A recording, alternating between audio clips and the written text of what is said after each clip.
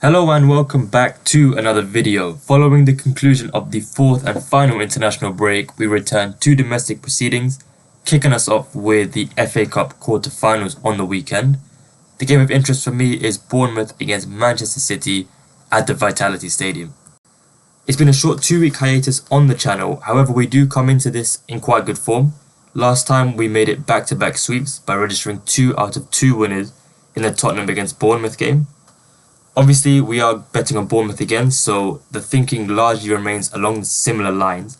However, it is worth noting that I've got 4 main angles, all of which are different to what I mentioned in the previous video. So stick around until the end and I'll have a bet summary of all of those. Obviously, we have had the international break, however, neither side really come into this game in particularly notable form. For Bournemouth, they've lost 3 of the last 4 league games and drawn the other one. They were also quite fortunate to progress in the FA Cup, having only edged past Wolves on penalties. Similarly, Man City have won just 2 of their last 6 games in all competitions, one of those being against Plymouth in the FA Cup, and the other being against a struggling Spurs side. Man City just haven't looked anywhere near their best defensively, and that is something that Bournemouth will look to, and I think they will exploit. When these sides met back in November, Bournemouth were victorious by a 2-1 margin. It was actually a completely deserved victory in the end. Despite having just 36% possession, Bournemouth actually managed to register more XG, 2.04 to 1.56, and they did also have less shots, so the quality of chances created from Bournemouth were of a much higher standard than Man City, and I think that makes sense because Bournemouth were leading from the 9th minute onwards. They were also 2-0 up from the 60th minute onwards, so it was an unfavourable game state to sort of dominate or have shots. However, on the break, they were incredibly effective. They were able to cut through Man City at will and create some very, very high quality chances. Evanilson scored the second goal for Bournemouth on the night as he had 2 shots, both of which were on target in total against Man City. It's been a trend for him all season. He doesn't really tend to have too many shots, but the quality of chance that he does get on the end of tend to be quite high, and therefore my first angle for this bet is trying to get an Evanilson shot on target on side.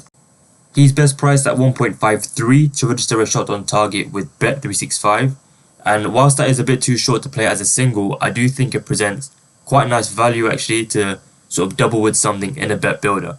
Just looking into his stats at home this season, he's landed this bet in 10 out of 11, only failing against Arsenal, which was a game dominated by Bournemouth really once Saliba got sent off. But I just think he is the main scoring option for Bournemouth, and I think he should have plenty of chances against a City side who haven't been particularly solid this season.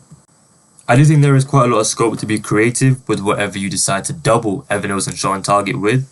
You could, for example, go Evanilson shot on target with over 3.5 Bournemouth shots on target, which comes out at 1.86.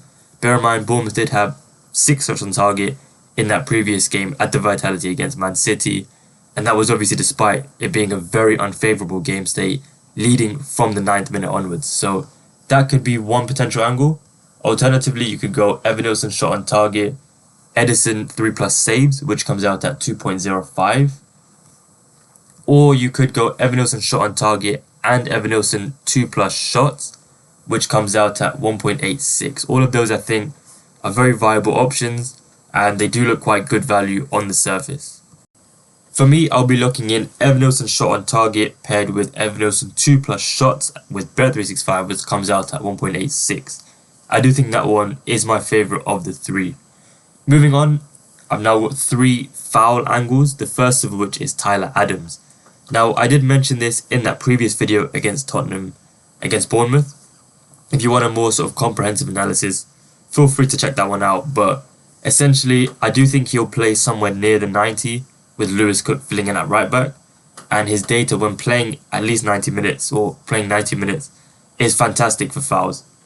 He appeared off the bench in that game against City in November, and he was booked despite appearing for just 20 minutes. I really like his first half foul price with Paddy Power, or you can go over 1.5 fouls on Paddy Power, which is 2.25. Moving on to Milos Kerkez, who is priced at 1.66 to register a foul with Bet365. Now, he's actually not priced with Sky or Paddy Power, so I don't really have an odds comparison here. but I don't really see any news on injuries or suspension for him. I'm not sure whether he is out for this game. I'm just going to assume he starts, but please do let me know if I am wrong there. Anyway, this price of 1.66 with Bet365 looks massive on the surface, and I would advise taking it anyway, even if he is ruled out of this game, just because we can cash out or it will void if he doesn't play. Looking into the data, Milos Kerkez has landed this bet in 12 out of 15 home games this season in all competitions, including against the likes of Chelsea, Newcastle, Arsenal, Man City, Liverpool and Spurs. So he does hit this in the more competitive games, which I think is a great sign. And just based off that, I'm not quite sure why Bet365 are so big on this price. 1.66 for 1 plus foul just looks massive, especially against a team like Man City, where he should have plenty of defensive work to get through. Man City aren't the best matchup for drawing fouls. However, I just think this price is way too big. I'm going to finish off briefly with one final value shout, and that is for Omar Marmoush to register 1 plus foul, which is priced at 1.83 with Paddy Power and Betfair. Now, he's landed this bet in 6 of his 8 starts as a Manchester City player, with 2 failures being his first 2 starts for his new club. Bet365 and Sky are priced quite similarly around the 1.5 mark, which I would say is a much fairer price, especially given that he's averaging 1.07 fouls per 90. That will be all the bets I intended to cover in this video, so just to quickly summarize, the first bet I covered was Evanilson shot on target, paired with Evanilson 2 plus shots, which is priced at 1.86 with Bet365. Alternatively, you could bet Evanilson shot on target alongside Edison 3 plus saves, or Bournemouth over 3.5 shots on target, which I think are other viable options.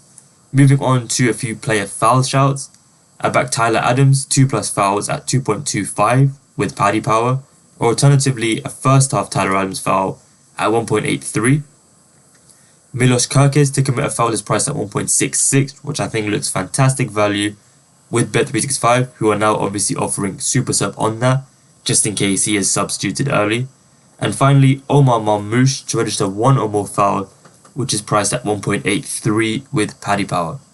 Best of luck for any bets you decide to go with. As always, thank you so much for your support on this channel, and I will see you all in the next video.